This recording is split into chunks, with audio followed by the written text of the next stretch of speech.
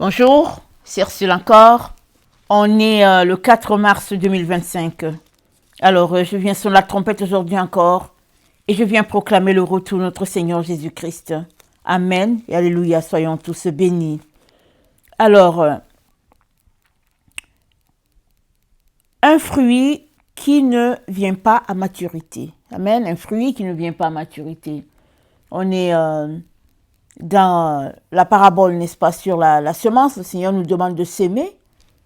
Même dans les temps arides où nous sommes, le Seigneur nous demande de s'aimer. Amen. Et on a vu, n'est-ce pas, que la semence, la graine, c'est la parole de Dieu. Et tu la mets à terre. La terre, c'est ton corps. Amen. Parce que nous sommes faits de terre. C'est-à-dire, tu décides de mettre en pratique la parole que tu as entendue. Alors, si la parole que tu as entendue, n'est-ce pas, c'est, exemple, venir en aide à ceux qui sont démunis, alors mettre la parole en pratique, ce serait de demander, de prier pour que le Seigneur, par son Saint-Esprit, te dise à quel endroit tu pourrais, par exemple, bénir, n'est-ce pas, avec ta semence. Et Dieu sait comment il va multiplier, parce que c'est Dieu qui multiplie. Amen. Dieu multiplie, mais tu as besoin d'écouter, parce que tu peux prendre ta semence, dire, ok, je vais mettre la parole en pratique, et aller la mettre dans un endroit vraiment que Dieu n'aimerait pas. C'est toujours bon que Dieu t'indique le sol, le lieu où tu devrais planter, n'est-ce pas, ta graine. Alors, dans la parabole du semeur qui est sorti pour s'aimer, on a 4 endroits où la semence est tombée. Il est sorti pour s'aimer. Il est sorti pour s'aimer en une fois. Amen. Il sort pour s'aimer. Et sa semence tombe dans 4 endroits différents.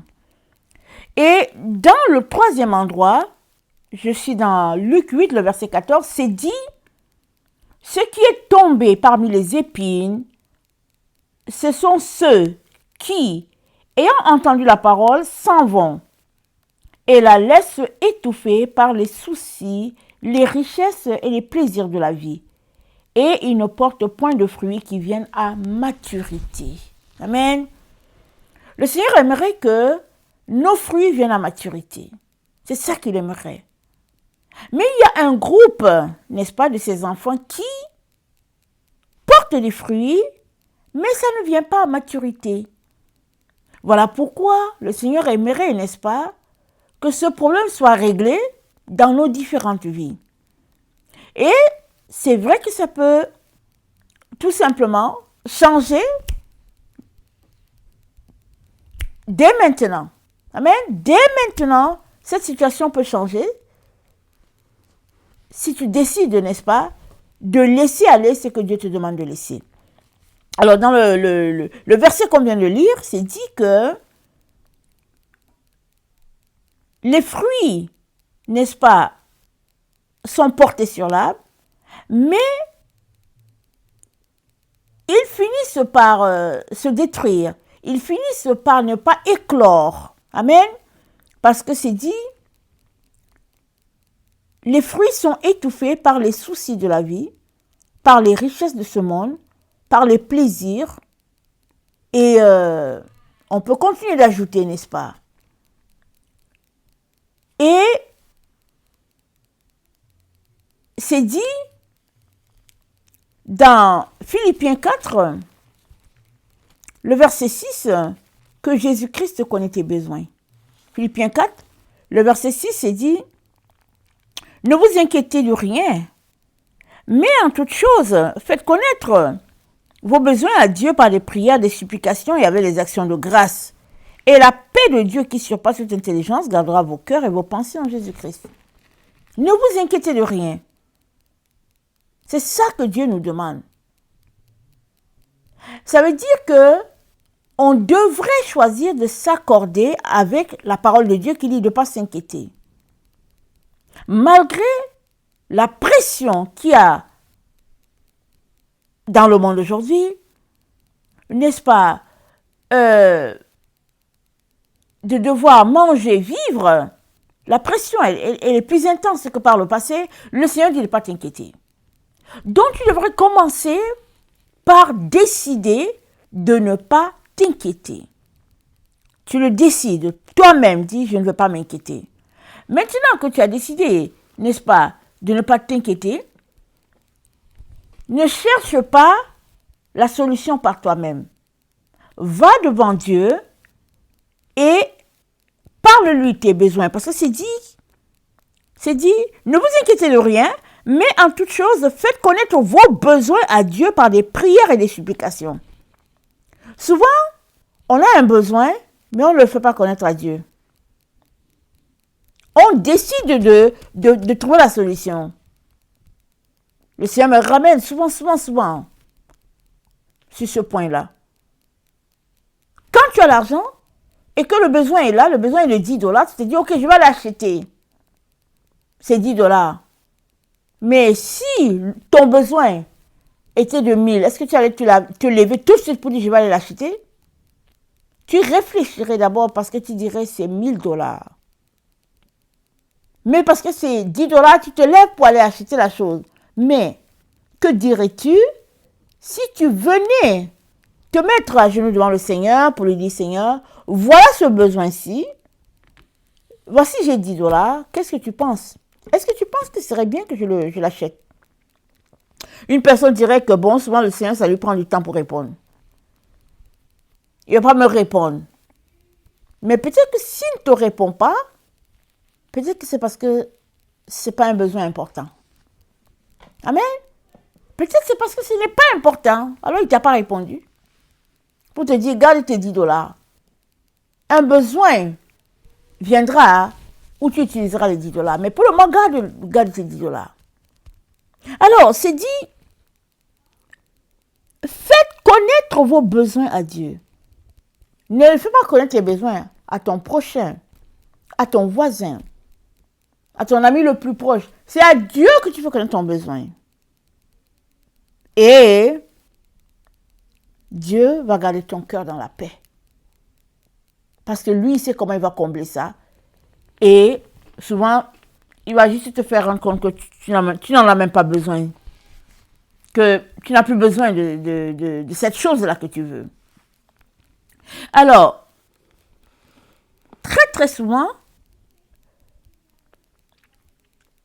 le fait de s'inquiéter occupe la place de Dieu. C'est ça, parce que c'est dit, ne vous inquiétez de rien. Donc l'inquiétude occupe tellement nos pensées que ça étouffe Dieu qui est en nous par son Saint-Esprit.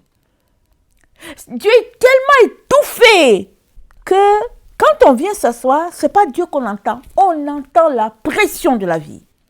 Comment je vais faire pour payer mon essence? Comment je vais faire pour payer mon loyer? Comment je vais faire pour payer mes études? Comment je vais faire pour... Comment je vais faire? Mais Dieu dit, ne vous inquiétez pas. Ça veut dire que tu es capable de te déconnecter de l'inquiétude. Là où tu as plugué, n'est-ce pas, ta branche d'inquiétude, ton fil qui t'alimente en matière d'inquiétude, Dieu te dit, débranche ce fil-là et branche-le à l'endroit où c'est paix, n'est-ce pas, et tranquillité de l'esprit. Amen. Et 1 Timothée 6, le verset 9 dit, « Mais ceux qui veulent s'enrichir tombent dans la tentation, dans le piège et dans beaucoup de désirs insensés et pernicieux qui plongent les hommes dans la ruine et la perdition. Ceux qui veulent s'enrichir. » Alors, Dieu dit, ne vous inquiétez pas, tous tes besoins seront pourvus, parce que ça c'est la business de Dieu. Lui, il s'occupe de toi, il s'occupe de ton vêtement. Ne t'inquiète pas pour le reste. Mais, il y en a qui veulent s'enrichir. Il y en a qui veulent améliorer leurs conditions matérielles. Il y en a qui passent le temps à dire, comment je vais faire pour changer, n'est-ce pas, ma Mazda qui est là, qui date de 20 ans, en une Mazda, exemple de 1 an. Comment je veux faire? Mais le Seigneur te dit, ne t'inquiète pas. Si ta Mazda a 20 ans et que depuis tu la conduis, alors c'est Dieu qui est ton garagiste. Garde ta Mazda de 20 ans et prends le temps pour louer le Seigneur au lieu de t'inquiéter à comment tu vas faire pour aller trouver une Mazda de 1 an. C'est ça que Dieu est en train de te dire. Il dit, sors de ces choses-là qui t'envahissent inutilement et prennent la place de Dieu. Parce que l'endroit où les inquiétudes sont logées, c'est le trône de Dieu.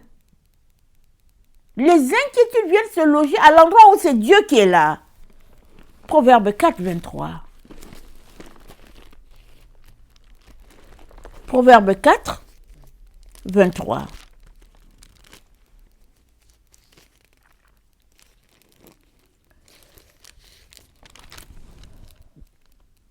Garde ton cœur plus que toute autre chose, car c'est de lui que viennent les sources de la vie.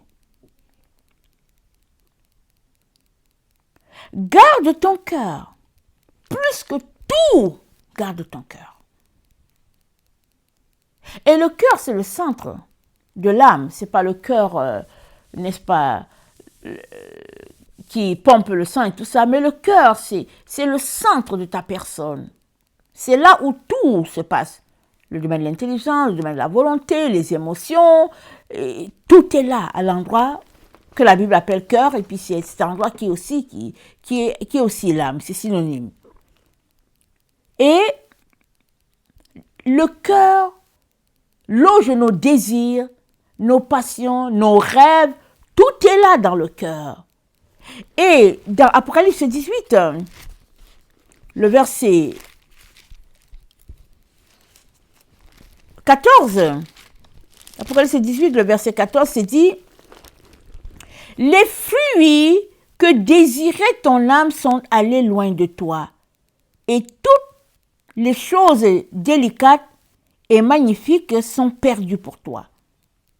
Les fruits que désirait ton âme sont allés loin de toi. » Ton âme, le centre de ta vie, là où les activités se passent, là, ça a un désir. Le désir est là. Et Dieu te dit, garde ton cœur. Garde ton âme. Garde ça. Parce que de lui viennent les sources de la vie. Et les sources de la vie, c'est où? C'est l'endroit où tu réfléchis, où tu penses, où tu décides. C'est la parole, le sang de la parole, les pensées, les émotions, et puis la volonté, et l'intelligence. Tout est là. Dieu dit, garde ça.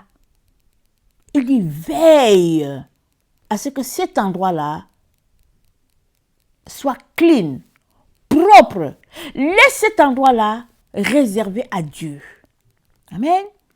Et Dieu dit que ce soit son sanctuaire. Mais il arrive que les soucis, le désir d'améliorer la vie fait qu'on se retrouve sur un chemin où n'est pas le chemin de Dieu. On veut améliorer la vie. La condition, la misère est telle qu'on se dit, ah, j'ai appris qu'il y a du travail en Mauritanie, je vais aller en Mauritanie.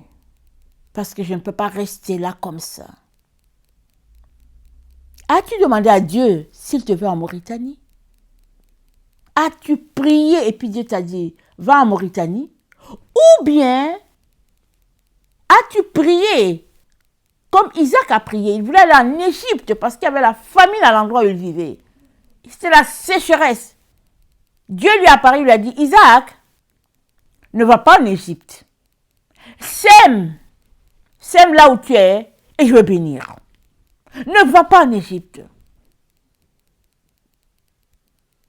Parce que s'il partait en Égypte, il allait aller sous l'autorité de Pharaon. Mais Dieu lui dit non, reste là où tu es là, et sème. Malgré la sécheresse, je vais bénir. Alors, tu vas aller en Mauritanie, mais est-ce que tu as demandé à Dieu? Tu as l'argent, mais est-ce que tu as demandé à Dieu? Parce que si tu n'as pas demandé à Dieu, c'est un désir de ton âme. Et c'est dit, Apocalypse 18, le verset 14. Les fruits que désirait ton âme sont allés loin de toi.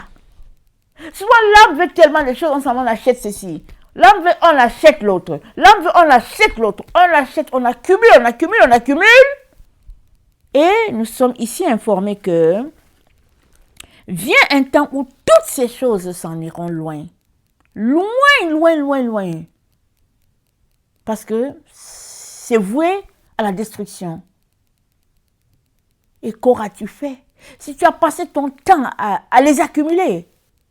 Parce que ce qui restera, c'est juste Dieu et lui seul. C'est lui seul qui va rester. Dieu dit quoi? La terre et les cieux passeront, mais ma parole jamais ne passera. Dans Proverbe,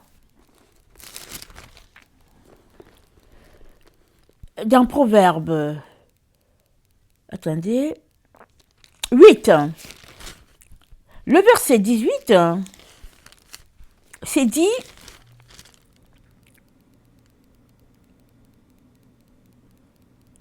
avec moi sont la richesse et la gloire et les biens durables et la justice. Mon fruit est meilleur que l'or pur, et mon produit est préférable à l'argent. La sagesse qui vient de Dieu est la seule dont tu as besoin pour pouvoir, n'est-ce pas, naviguer dans ce monde. Et la sagesse divine te dit, avec moi sont la richesse et la gloire, et les biens durables, et la justice, et son fruit est meilleur que l'or pur. Ça veut dire que si tu laisses la sagesse te diriger, alors ton fruit sera plus que l'or. Amen. Ton fruit sera plus que l'or. Proverbe 2, le verset 4, et ça dit,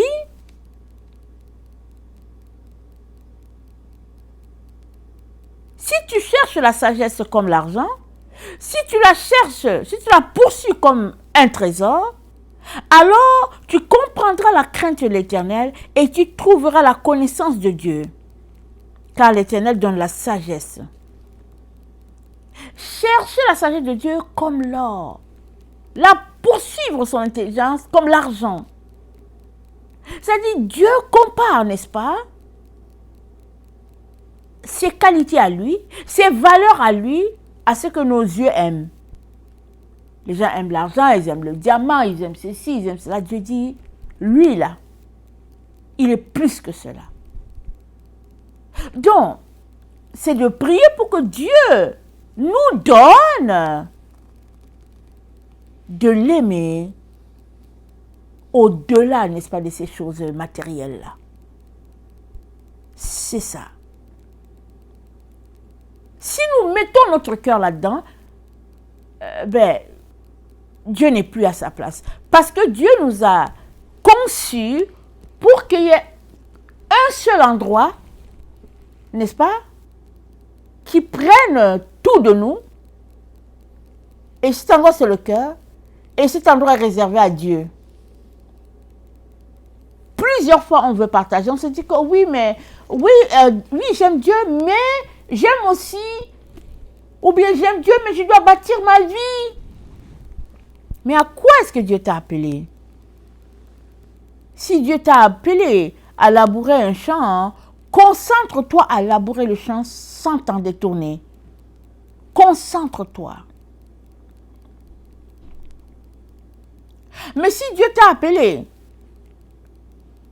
à prêcher sa parole, concentre-toi. C'est lui qui t'a appelé, il va t'aider.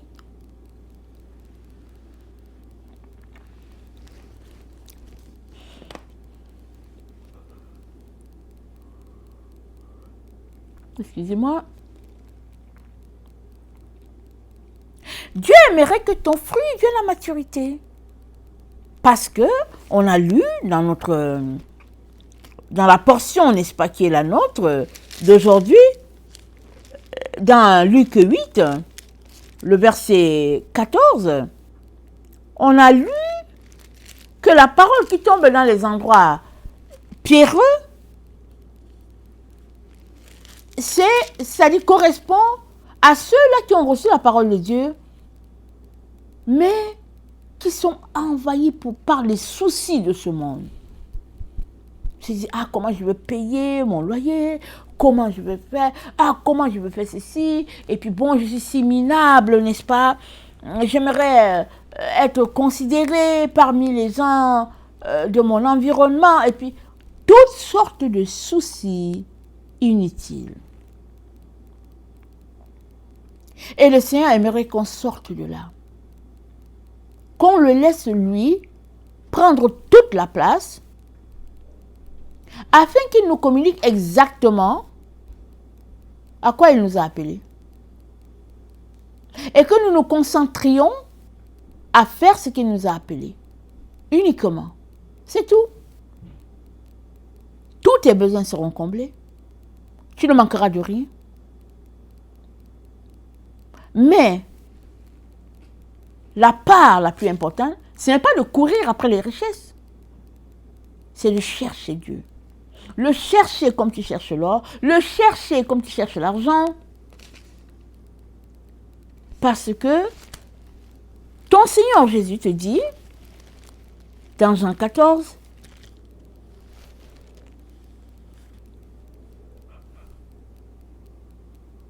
attendez, excusez-moi.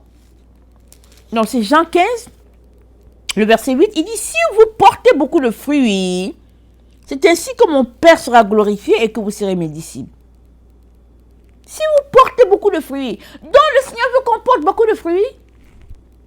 Il le veut. C'est sa gloire. C'est la gloire de Dieu sur la terre. Quand les enfants de Dieu portent des fruits, Dieu est content. Pas l'ennemi. Alors, il t'envoie toutes sortes de situations, toutes sortes, vraiment, de directions où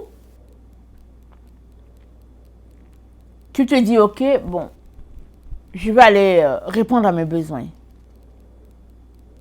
Je vais prendre soin de telle situation. J'ai besoin d'aller travailler à tel endroit parce qu'il me faut payer ceci, il me faut payer cela. C'est important, c'est nécessaire. Et on est pris là, dans la roue, et ça n'arrête pas. Et Dieu dit, sortez de là.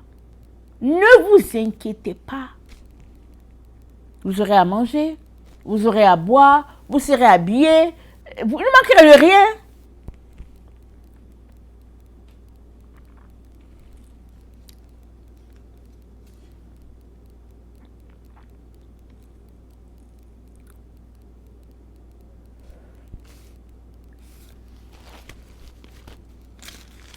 Luc 8 encore.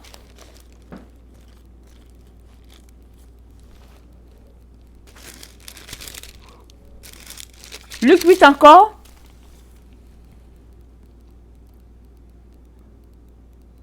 C'est dit, ce sont ceux qui, ayant entendu la parole, se laissent étouffer par les soucis, les richesses, les plaisirs de la vie. Et leurs fruits n'arrivent pas à maturité. C'est-à-dire, tu aimes le Seigneur. Tu marches devant lui. Tu portes du fruit. Et subitement, ou bien quelque chose arrive et puis, il y a un besoin. Ah non, mais le besoin est tel. Non, je dois laisser de prêcher la parole. Parce que le besoin est tel que si je ne comble pas ce besoin, je ne peux pas m'en sortir. Et puis, allez, on quitte ce que Dieu nous a appelé à faire parce qu'il y a un besoin qui est là. Et le besoin est réel. Il est réel. Dieu n'est pas en train de dire que ton besoin n'est pas réel. Ton besoin est réel. Mais Dieu te dit, ne t'inquiète pas. Il te dit, viens, parle avec moi de ton besoin. Ne décide pas tout de suite de le régler, parle avec moi. Et je vous parle, mais je me parle aussi à moi. Parce que moi, souvent, quand il y a un besoin, j'ai toujours tendance à vouloir le régler. Mais ce que Dieu attend, c'est qu'on aille lui en parler. Et il va te dire comment faire pour que ce besoin-là soit comblé. Amen.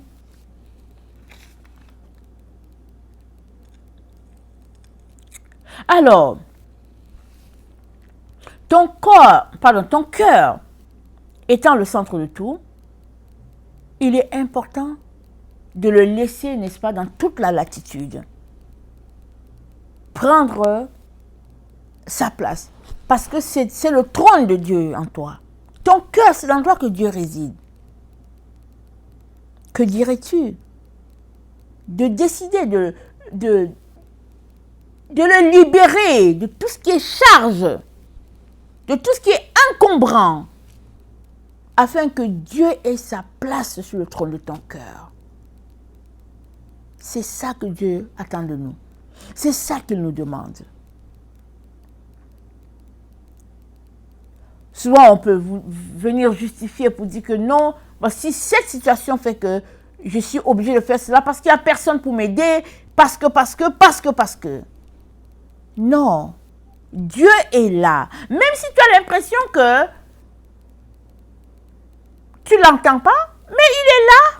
Il voit tout ton besoin. Il sait ce dont tu as besoin. Et puis, il sait comment, n'est-ce pas, ce besoin sera comblé. Parce qu'avant que le besoin soit dans ta vie, Dieu l'avait déjà comblé.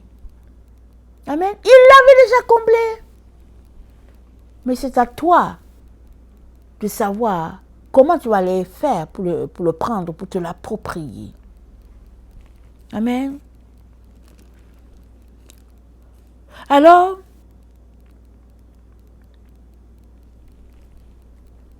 peu importe la situation dans laquelle tu es, que ta graine soit une semence sur le terrain plein d'épines, une semence sur le terrain plein de roches, une semence sur l'accotement, Dieu est capable de régler ton problème. Dieu est capable. Et il ne veut que le régler. Amen, il ne veut que le régler. Toi, tu as besoin de l'appeler à ton secours. Tu as besoin de lui faire confiance. Et tu as besoin de laisser ta foi agir. C'est-à-dire, laisser Dieu te montrer qu'il est capable de faire tout cela. De combler tous tes besoins. Amen. Rien n'est impossible à Dieu. Tu ne devrais pas laisser le trône de ton cœur être occupé par les soucis de la vie. Ils sont passagers. Ça n'a pas duré. Souvent, quand on est dans des situations, on a l'impression que ça ne va jamais être réglé. Mais il n'y a pas de problème qui ne se règle pas. Tout problème a une solution. Tout problème. C'est plutôt à toi de demander à Dieu patience et discernement pour savoir comment orienter ta vie par rapport à ce que Dieu te montre. Amen. Que le Seigneur bénisse sa parole. Amen et alléluia.